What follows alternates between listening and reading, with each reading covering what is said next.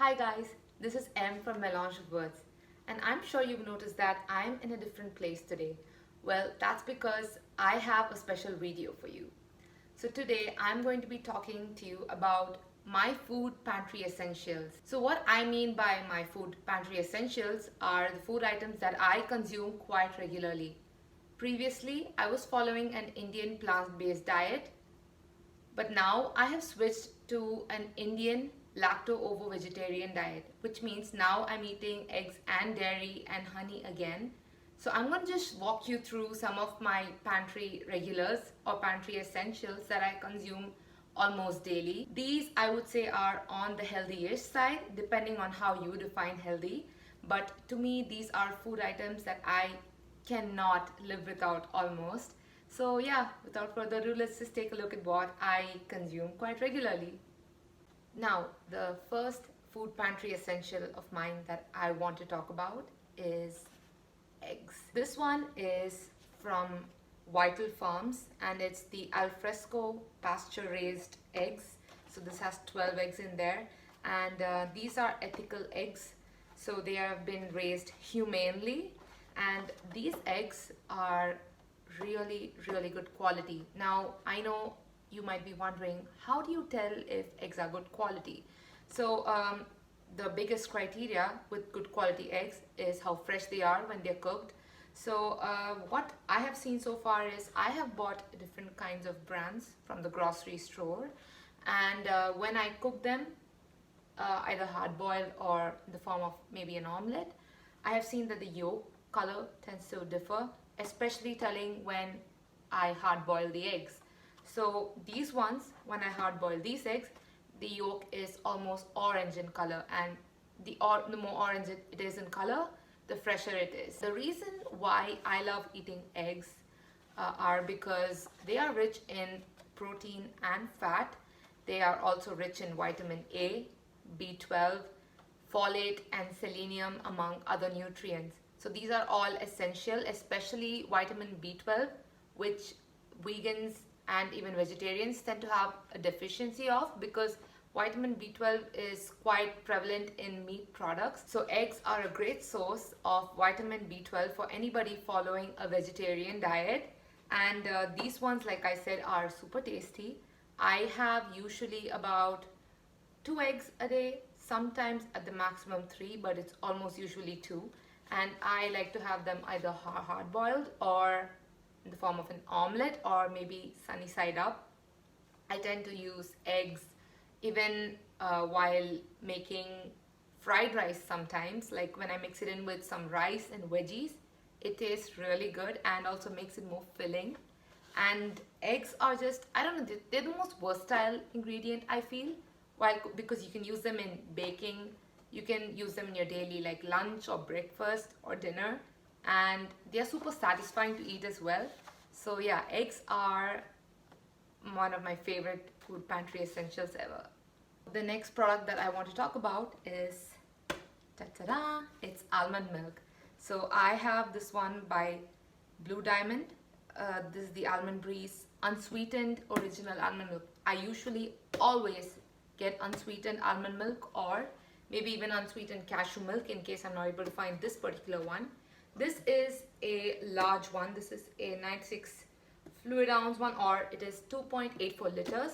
So it's quite big, and I usually get like 2 of these. I know it is a lot, but I get like 2 of these a week. I don't finish both of them in 1 week, but somewhere maybe like around 1 of this and maybe half of the other. So I drink a lot of almond milk. You know, I think my body is about 60 to 70% almond milk by now, and almond milk is just the perfect substitute for anybody who drinks dairy milk, like cow's milk. So a lot of people, I'm very sure you know, are avoiding drinking cow's milk these days because of the concern of added growth hormones in the milk. So this comes in handy and clutch when you're trying to, you know, not have cow's milk. And this is really low in calories too, in case that's something you're looking at. This one has 30 calories for 1 cup, which is around 240 ml or 8 fluid ounces. So that's 30 calories. Also, I usually drink this in my chai, in my coffee, and I even use this during like while making desserts, while baking. And I think this is also a great addition, the unsweetened one, while making soup. So I use this sometimes to thicken any vegetable soups I have. It's I don't need any heavy cream in there. It just adds a light amount of creaminess there and also thickens the soup, so it's great for that. Almond milk is rich in vitamin E, which is anti-inflammatory, which a lot of people who are lactose intolerant, or maybe who just, dairy does not suit their gut. So this prevents any gut inflammation. So I think if you are either lactose intolerant, I'm sorry about that. So if you are lactose intolerant, or you just don't like the taste of cow's milk much, or maybe you're just watching your calories, I think almond milk is a great healthy substitute for regular milk. So the next food pantry essential for me is olive oil. I love olive oil and I use it every day in my cooking. So this one is Napa Valley Naturals Organic Extra Virgin Olive Oil. Extra virgin olive oil is the best kind of olive oil to consume, and it's a very healthy and good source of fat to include in your diet. So I usually use olive oil while making vegetable curries, while making lentil dal, while probably making roti, which is a kind of flatbread for those who don't know, and while also roasting vegetables in the oven. And also I sometimes use olive oil to grease the baking dishes. If I'm going to be putting any kind of cake or something to be baked in the oven, I use this to grease the baking dishes too. It does not give any weird taste to it. Now, olive oil, other than being a good source of fat, is also chock full of good properties. So it is anti-inflammatory, which means you're not going to have any gut inflammation from having olive oil in your diet. It reduces chronic disease risk because of the anti-inflammatory properties, and also it fights cancer, it fights Alzheimer's, and is just overall very good for your health. Olive oil is a key ingredient in the Greek Mediterranean diet, which is said to be very healthy. So olive oil is quite a good choice if you're trying to look for a good healthy oil to be using while cooking your food. So I think this one is a great, like the taste of this one is pretty good. I don't necessarily buy organic olive oil all the time per se, but any form of extra virgin olive oil is good for your health. Now, I don't want to sound super hippy dippy, but I'm trying to cut down on my refined sugar intake, and I have been doing that for quite a while now. No qualms against sugar per se, but I don't always feel that great after having sugar laden desserts or sugar in my coffee or anything like that. So I made the switch to stevia, which is a type of sweetener which is extracted from the leaf of a herbal plant. Stevia leaf is said to be 40 times sweeter than regular sugar, and that sounds crazy, right? But it's not. Stevia has 0 calories, which makes it the ideal choice of sweetener for anybody who's on a low calorie diet, or the most ideal choice for anybody following a low carb or a keto diet. Or maybe you're just a regular person like me and you're trying to add some sweetness to your coffee or your tea, but you don't want that added calories in there, and you just don't want the lousy way that sugar can sometimes make you feel. So stevia is a great option during that time. Another sweetener that I use if I don't have stevia is monk fruit sweetener, which is very similar to stevia. It also has 0 calories. It is also suitable for anybody following a low carb or a keto diet as well. As I said, stevia has 0 calories and 0 sugars in there. Usually I use a granulated stevia, but I'm out of that, and my friend was sweet enough to give me this one. So luckily I have some stevia in my pantry. This one is by New Naturals, and it's the vanilla stevia. So it's real vanilla extract within the stevia, I guess, and this is perfect. I add about 4 to 5 drops in a good amount of my chai or coffee, whatever I'm drinking. This is just perfect substitute for sugar in pretty much any recipe that calls for sugar. Now, stevia has a slight aftertaste that many people are sensitive to, but luckily I am not one of those people.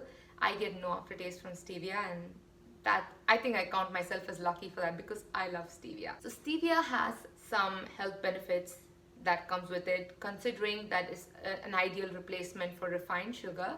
So the good benefits of stevia include that it regulates your blood sugar levels, it aids anybody who has diabetes with managing diabetes, it has cancer fighting properties, and it is good for oral health. So considering that a small bottle of stevia can do so many good things, I'm impressed. So like I said, it has 0 calories in there, and it has 0 fat, 0 carb, and 0 protein. So it's just a great sugar substitute. So if you're looking for something to have either daily or sometimes, which I don't use daily, I just use it sometimes maybe. And if you're looking for something to substitute in the place of refined sugar and which is healthy and which has 0 calories additionally, you should probably look at stevia. Time to talk about tea. So I'm here to talk about two kinds of tea that I have almost every day. Okay, this one I have every day without fail, but we'll talk about this later. The first kind of tea that I'm going to be talking about is the classic Indian chai. Most Americans, or maybe people outside the Indian context, might know it as chai tea latte, but in India we just know it as chai or just tea. So this is chai, which is black tea leaves, and they also have a blend of ginger, cardamom, and some other black pepper, fennel seeds maybe, and some other spices in there, sometimes in chai masala mixes, but this one is just plain black tea leaves. So usually Indian chai is brewed with milk, maybe some water if you want to make it more dilute, and with sugar. Now since I don't consume refined sugar, I add stevia in there. You can also add jaggery if you don't have stevia but you don't want the regular white table sugar. So chai, as you can see, is versatile that way. Chai is great for aiding digestion after a heavy meal maybe.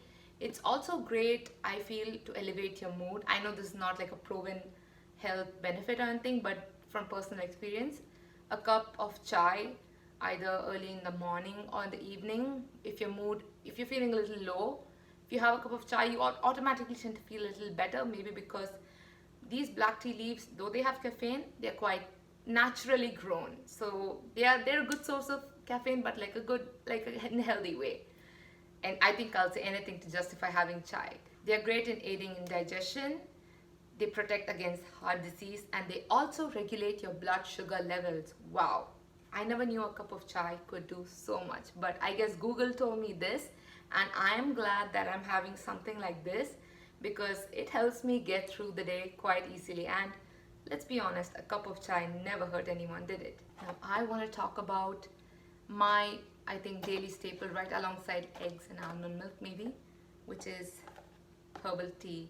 I love herbal tea and I have it every night without fail before bedtime. So this one that I have right now is by Yogi, and it's the soothing caramel bedtime flavor. And this is not my first time having this, by the way. This is like my third or fourth box of having this particular flavor, and I love it, if you can tell already. So this one supports a good night's sleep, which coincidentally is one of the benefits of any herbal tea. So coming to talk about herbal tea, it is great to be brewed in a cup of hot water usually. Some people might add a splash of milk, but I don't. I usually maybe add a little bit of raw honey in there if I'm craving a little bit of sweetness in my tea, but that's very, very rarely I do that. Usually it's this. Steep for about 5 to 7 minutes in a mug of hot water, and my night is made. So herbal tea has a lot of good benefits. It is a muscle and mood relaxant. It helps you sleep easier. It boosts your immune system. It helps curb sugar cravings, and it also regulates your blood sugar levels. So one thing to be aware of is not all herbal tea bags are non-caffeinated. So some herbal tea bags do contain caffeine, and people usually do advise you not to have caffeinated herbal tea right before bedtime because caffeine usually wakes you up, right? But I think one tea bag dipped in some hot water, even if it has a bit of caffeine in there, it's not going to be too bad. So caffeinated herbal teas are usually ones containing green tea in them. So green tea is technically a caffeinated form of tea. But yeah, this one is not caffeinated, it's caffeine free, and it's great. It's just perfect.